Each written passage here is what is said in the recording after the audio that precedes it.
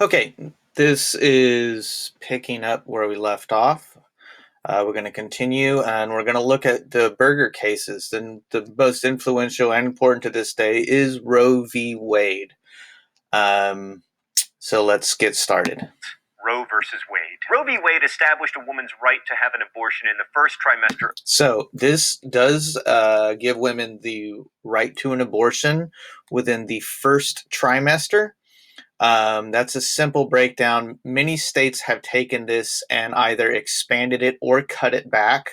So we have seen this vary state to state. Some states have expanded women's right to abortion, and others have decreased a woman's right to have an abortion. So it's not near as simple as this makes this sound, but that's the basic idea. Is a woman, through the right to privacy, has a right to an abortion in the first trimester of a pregnancy, as well as a more limited right as the pregnancy progressed. And that decision galvanized first Catholics. So what he's saying is this decision brings together conservative Catholics, evangelical Christians, and many others because they look at it as taking away the rights of a newborn child, whereas others look at it as expanding rights of women.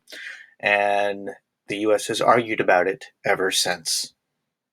Catholics, and then evangelical Protestants. And that ties in nicely with another strand in American conservatism that developed in the 1960s and 1970s. Let's go to the thought bubble. Many Americans felt that traditional family values were deteriorating and looked to conservative Republican candidates to stop that slide. They were particularly alarmed by the continuing success of the sexual revolution as symbolized by Roe v. Wade and the increasing availability of birth control. Statistics tend to back up the claims that... So conservatives are worried that family values and families are falling apart.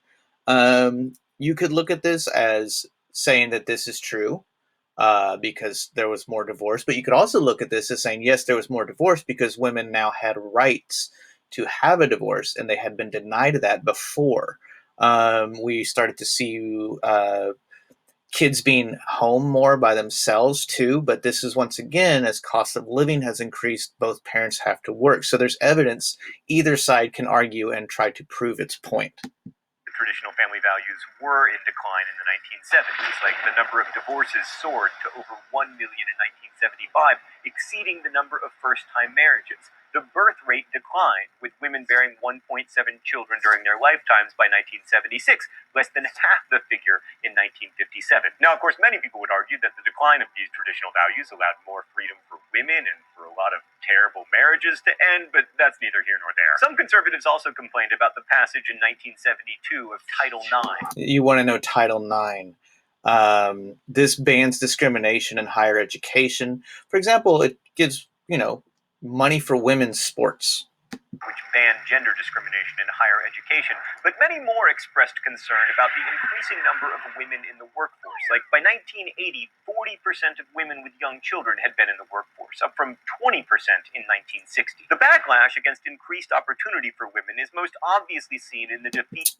Remember this, the Equal Rights Amendment, which needed 38 states to pass, and it may still get those 38 states, but at this point it does not. And if you remember, that is because of a woman named Phyllis Schlafly, who did the Stop ERA campaign and got this amendment stopped. Of the Equal Rights Amendment in 1974, although it passed Congress easily in 1972. Opponents of the ERA, which rather innocuously declared that equality of rights under the law could not be abridged on account of sex, argued that the ERA would let men off the hook for providing for their wives and children, and that working women would lead to the further breakdown of the family. Again, all the ERA stated was that women and men would have equal rights under the laws of the United States. But anyway, some anti-ERA supporters, like Phyllis Schlafly, claim that free enterprise was the greatest liberator of women because the purchase of new labor-saving devices would offer them genuine freedom in their traditional roles of wife and mother. Essentially, the vacuum cleaner shall make you free, and those arguments were persuasive to enough people that the ERA was not ratified in the required 3/4 of the United States. Thanks, Thought Bubble. Sorry if I let my personal feelings get in the way on that one. Anyway, Nixon didn't have much to do with the continuing sexual revolution. It would have continued without him, because, scootily pooping is popular. But he was successfully reelected in 1972, partly because his opponent was the Democratic Barry So Nixon wins re-election. Goldwater, George McGovern. McGovern only carried one state, and it wasn't even his home state. It was Massachusetts. But even though they couldn't possibly lose, Nixon's campaign decided to cheat. In June of 1972, this is going to be the beginning of the Watergate scandal, so follow as it rolls out.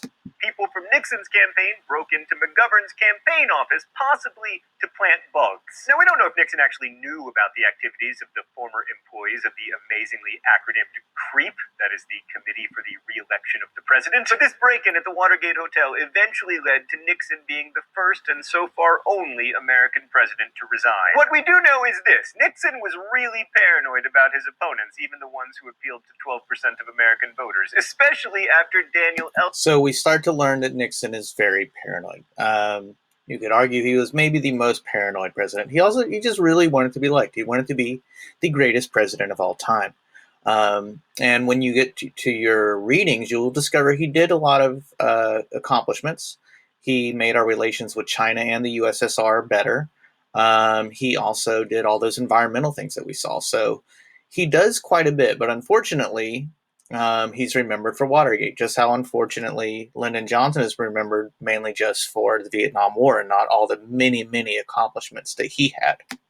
Ellsberg leaked the Pentagon Papers to the New York Times in 1971. So he drew up an enemies list and created a special investigative unit called the Plumbers, whose job was to fix toilets. No, it was to stop leaks. That makes more sense. I'm sorry, Stan, it's just by then the toilets in the White House were over 100 years old. I figured they might need some fixing, but apparently no.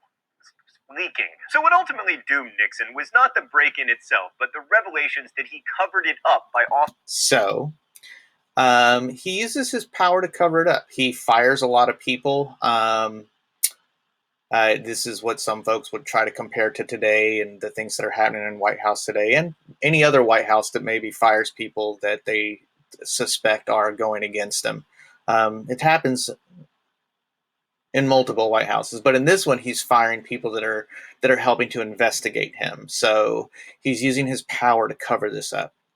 Authorizing hush money payments to keep the burglars silent and also instructing the FBI not to investigate the crime. In August of 1974, the House Judiciary Committee recommended that articles of impeachment be drawn up against Nixon for conspiracy and obstruction of justice, but the real crime ultimately was abuse of power, and there's really no question about whether he was guilty of that. So Nixon resigned. Oh man, I was thinking I was going to get away without a mystery document today. The rules here are simple. I guess the author of the mystery document, and lately I'm never wrong. All right. Today I am an inquisitor. I believe hyperbole would not be fictional and would not overstate the solemnness that I feel right now. My faith in the Constitution is whole, it is complete, it is total. I am not going to sit here and be an idle spectator to the diminution, the subversion, the destruction of the Constitution. Oh, I'm gonna get shocked today. Is it Sam Irvin? Oh, dang it! Gah! Apparently it was African-American Congresswoman from Texas, Barbara Jordan. Stan, that is much too hard. I think you were getting tired of me not being shocked, Stan, because it's pretty strange to end an episode on conservatism with a quote from Barbara Jordan, whose election to Congress has to be seen as a huge victory for liberalism. But I guess it is symbolic of the very things that many conservatives found unsettling in the 1970s, including... So when we look at the rise of conservatism, you want to look at the things that they saw around them that was motivating them to go out and vote against it. So here's what he's going to say here, what brings conservatism out in the 70s. Political and economic success for African. We're looking at the government focusing on helping African Americans and women. And it's not that people are anti-rights for African American and women. It's that many of them didn't understand why the government's job was to expand those rights. So then they started to vote conservative because they didn't want the government to spend its resources helping those groups.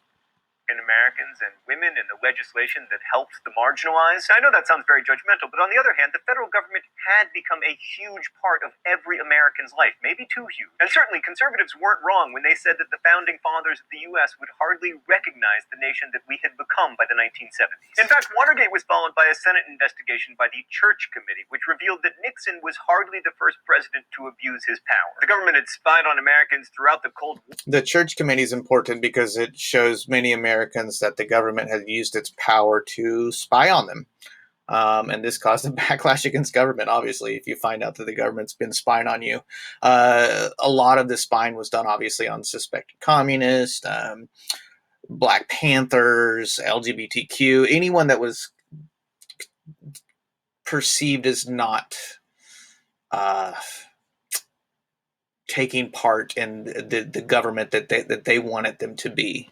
War had tried to disrupt the civil rights movement, and the Church Commission, Watergate, the Pentagon Papers, Vietnam, all of these things revealed a government that truly was out of control. And this undermined a fundamental liberal belief that government is a good institution that is supposed to solve problems and promote freedom. And for many conservatives, these scandals sent a clear signal that government couldn't promote freedom and couldn't solve problems, and that the liberal government of the New Deal and the Great Society had to be stopped. Thanks for watching.